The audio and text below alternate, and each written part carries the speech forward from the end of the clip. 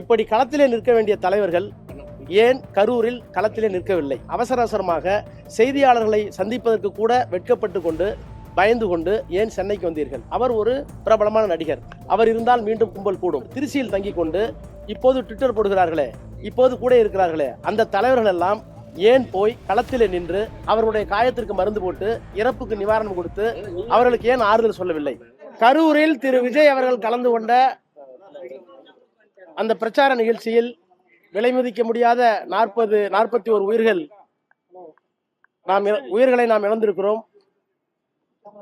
அரசியல் மனமாச்சரியங்களை தாண்டி இழந்தது மனித உயிர்கள் என்கின்ற அந்த அரிய உணர்வோடு, உன்னதமான உணர்வோடு மாண்புமிகு முதலமைச்சர் அவர்கள் உடனடியாக சென்று அவர்களை எல்லாம் சந்தித்து நிவாரணம் அறிவித்து இரவே திரும்பி இருக்கிறார்கள். இது திராவிட முன்னேற்ற கழகத்தினுடைய நெடிய வரலாற்றில் இப்படித்தான் ஒரு தலைவர் இயங்குவார் என்பதற்கு அண்ணா காலத்திலிருந்து உதாரணம். 2001ஆம் ஆண்டு ஒரு மிகப்பெரிய கலைஞர் கைது செய்யப்பட்ட போது அதை கண்டித்து மிகப்பெரிய பேரணி ஒன்று நடந்தபோது வன்முறையை தூண்டிவிட்டார்கள் அரசாங்கத்தினுடைய ஆதரவோடு. அன்றைக்கு பல பேர் காயமடைந்தார்கள், சிலர் உயிரிழந்தார்கள். ஆனால் அந்த கோர சம்பவம் நடந்து கொண்டிருக்கிற போதே கலைஞர் தன்னுடைய உயிரையும் பொருட்படுத்தாமல் அதே இடத்துக்கு சென்றார் கலைஞர். அதே போல கொரோனா கோர தாண்டவம் ஆடிய போது பிரதமர் உட்பட, தமிழ்நாட்டுடைய அமைச்சர்கள் உட்பட இந்தியாவில் எந்த அமைச்சரும் எந்த சட்டமன்ற நாடாளுமன்ற உறுப்பினர்களும் அரசியல்வாதிகளும் வெளியே வர தயங்கிய காலத்தில் அப்போது ஒன்றிணைவோம் வா என்று ஒரு முழக்கத்தை எழுப்பி சட்டமன்ற உறுப்பினர்களை, மாவட்ட கழக செயலாளர்களை அவரே வெளியே வந்து பொதுமக்களுக்கு எல்லா நிவாரணத்தையும் வழங்கிய இயக்கம் திராவிட முன்னேற்ற கழகம். அவருடைய தலைவர் இன்றைக்கு இருக்கின்ற எங்களுடைய முதலமைச்சர். எனவே எப்போது ஒரு தேவை வருகிறதோ, ஒரு பரபரப்பான பதட்டம் வருகிறதோ, மக்களுக்கு தேவை வருகிறதோ, அப்போது எங்களுடைய உயிரையும் பணயம் வைத்து களத்திலே போய் நிற்பதுதான் திராவிட முன்னேற்ற கழகத்திலே வரலாறு என்பதற்காக சில இந்த உதாரணங்களை சொன்னேன். அதை போலவே இப்போது எங்களுடைய முதலமைச்சர்களும் செய்திருக்கிறார். இதில் அரசியல் கிடையாது.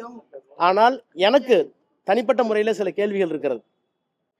இப்படி களத்திலே நிற்க வேண்டிய தலைவர்கள் ஏன் கரூரில் களத்திலே நிற்கவில்லை? செய்தி அறிந்ததற்கு பிறகும் அவசர அவசரமாக செய்தியாளர்களை சந்திப்பதற்கு கூட வெட்கப்பட்டு கொண்டு பயந்து கொண்டு ஏன் சென்னைக்கு வந்தீர்கள்? ஒன்றை என்னால் உணர முடிகிறது. அவர் ஒரு பிரபலமான நடிகர். அவர் இருந்தால் மீண்டும் கும்பல் கூடும். எனவே அவர் திருச்சியில் தங்கிக் கொண்டு இப்போது ட்விட்டர் போடுகிறார்களே, இப்போது கூட இருக்கிறார்களே, அந்த தலைவர்கள் எல்லாம் ஏன் போய் களத்திலே நின்று அவருடைய காயத்திற்கு மருந்து போட்டு இறப்புக்கு நிவாரணம் கொடுத்து அவர்களுக்கு ஏன் ஆறுதல் சொல்லவில்லை?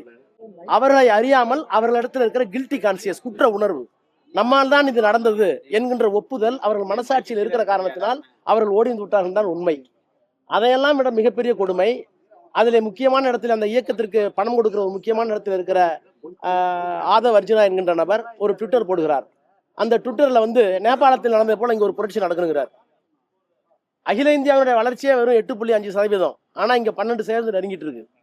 இங்க அமைதியா இருக்கிற தமிழ்நாட்டில், வளர்ச்சியை நோக்கி நகர்ந்து கொண்டிருக்கிற தமிழ்நாட்டில் ஒரு புரட்சி வர வேண்டும் என்று இந்தியாவினுடைய இறையாண்மைக்கு, ஒருமைப்பாட்டுக்கு எதிராக சாவர்னிட்டி அண்ட் இன்டெகிரிட்டி அண்ட் இந்தியான்னு சொல்றாங்க கான்ஸ்டியூஷன்ல, அதற்கு எதிரான ஒரு கருத்தை பதிவிட்டு அதுக்கு விமர்சனம் வந்த உடனே எடுக்கிறார். நான் தமிழ்நாட்டு மக்களுக்கு நன்றி சொல்ல வேண்டும். அந்த பதிவை எடுக்கிற அளவிற்கு தமிழ்நாட்டுடைய மக்கள் உணர்வோடு இருக்கிறார்கள் என்ற உணர்வு அவர்கள் தெரிந்த பிறகுதான் எடுத்திருக்கிறார்கள். ஆனால் என்னுடைய கேள்வி, போட்ட அவரோ அல்லது அவரை கண்டித்தோ அந்த கட்சியினுடைய தலைவர் இதுவரை அவரை கண்டித்திருக்கிறாரா அல்லது செய்தது தவறு என்று ஒரு அறிக்கை கொடுத்திருக்கிறாரா? எனவே எந்த விதமான அரசியல் புரிதலும் இல்லாமல் தான் தோன்றித்தனமாக, சிறுபிள்ளைத்தனமாக இப்படி நடந்து கொள்வது தமிழ்நாட்டு மக்களுக்கும் தமிழ்நாட்டு அரசியலுக்கும் நல்லதா என்பதை நான் தனிப்பட்ட முறையில் உங்களிடத்தில் கேட்க விரும்புகிறேன்.